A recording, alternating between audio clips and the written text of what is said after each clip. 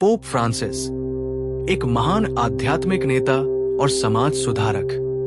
Pope Francis, जिनका असली नाम जॉर्ज मारियो बर्गोग्लियो था, का जन्म 17 दिसंबर 1936 को ब्यूनस आयर्स, अर्जेंटीना में हुआ था।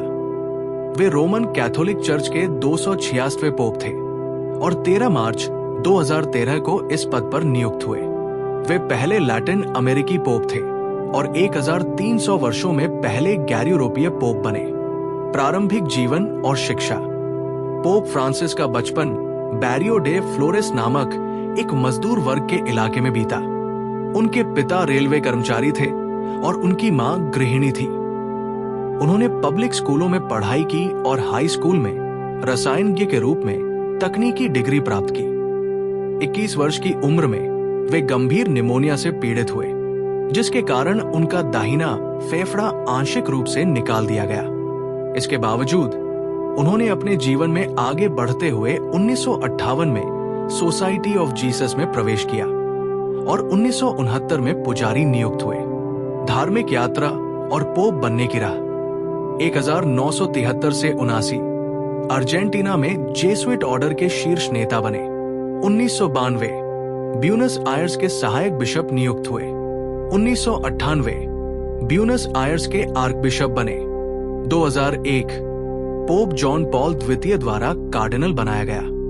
2013 पोप बेनेडिक्ट 16 के इस्तीफे के बाद पोप चुने गए।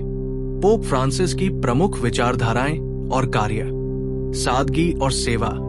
उन्होंने पारंपरिक पोप अपार्टमेंट में रहने से इनकार कर दिया और वेटिकन गेस्ट हाउस में रहना चुना।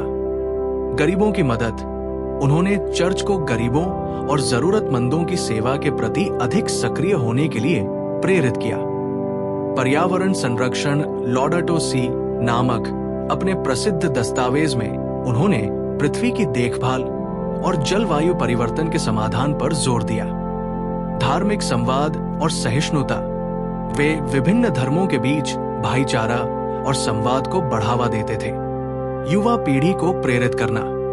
उन्होंने युवाओं को सकारात्मक बदलाव लाने और नैतिक मूल्यों को अपनाने के लिए प्रेरित किया। पोप फ्रांसिस का निधन। 21 अप्रैल 2025 को वेटिकन सिटी में पोप फ्रांसिस का निधन हो गया।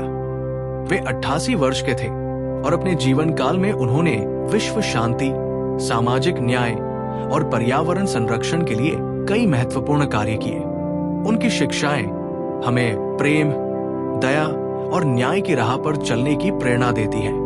क्या आप उनके किसी विशेष पहलू के बारे में अधिक जानना चाहेंगे?